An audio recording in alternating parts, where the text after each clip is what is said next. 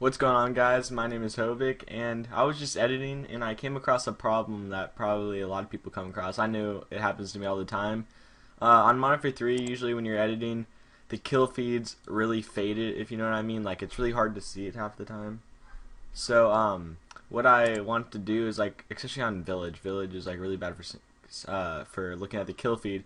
So what I want to do was make it so it's more defined, and I've been seeing people do it a couple different ways, and one of the ways is making like the gun do the glowy pop out thing. So I just tried that out real quick while I was editing, and it looked pretty good, so I thought I'd make a tutorial on it after I just figured out how to do it. It's not really anything special, but it will be a quick tutorial. I'll get into it, and it's gonna look like this. Here, let me just run preview this. This isn't like anything specially edited, it's just hang on. Come on. If you saw the kill feed right there, it was all glowy and kind of blue. Like right there. You can see it. It's like really defined and you can see it well. So I'm going to show you how to do that real quick. So I'm just going to make a new composition. And I'll just make it much long. I'll name it tutorial. Tutorial. Whoops, I can't type. Alright, here we are. I'm just going to drag in a clip. I'll drag in the village clip I was just using, and I'll just slow motion the part wherever the kill feed happens, where you can't see it. So right there, I'll Twixter that real quick. So effects, RU plugins, Twixter, 59.94. Keyframe that, go forward one frame. Okay, I'm gonna do it 9% speed. Okay, now we got our clip Twixter out, and you can't really see the. Actually, let me do something. Okay, right there, I'm gonna Twixter it actually. So right there, we got the kill feed, but on Village, as you can see, you can barely see it, and a lot of people won't even be able to tell that you got a good feed or something. So what we're gonna do is we're gonna create a new solid layer, new solid. And it doesn't matter what color it is. So you're just going to disable the layer by clicking the eyeball and select your pen tool, and we're going to zoom in. I just do Alt and then scroll in with your mouse, and then you can actually click down your center mouse scrolling button and click and drag around, so it's easier. So we're just going to make a rough drawing around the gun while selected on our solid. We're going to make a rough drawing around it. It doesn't have to be special because it's going to be, people aren't really going to be able to see it, and it's going to be feathered out a bit, so. And you can always mess with the expansion of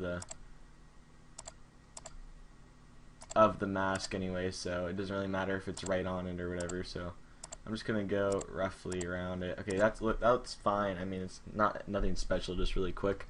So now we're gonna enable it, and you can see it's like really nasty white. So the first thing we're gonna want to do is click M for mask, and then go to all the options, and we're gonna feather it. Let's try like 10.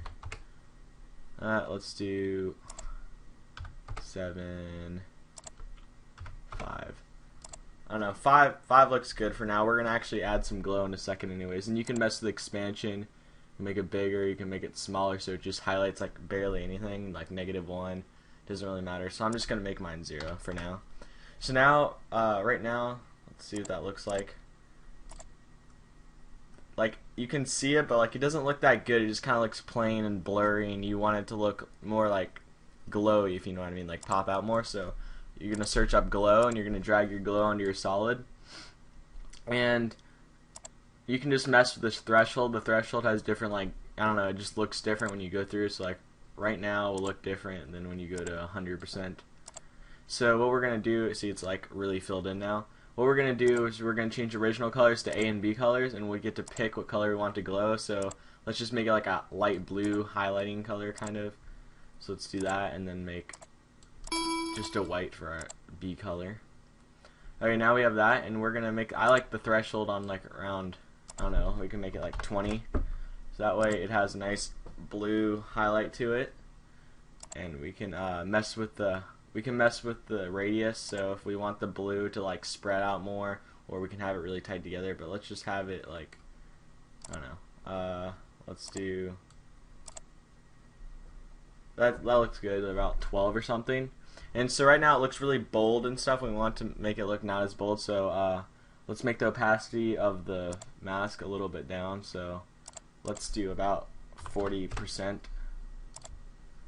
let's see how that looks.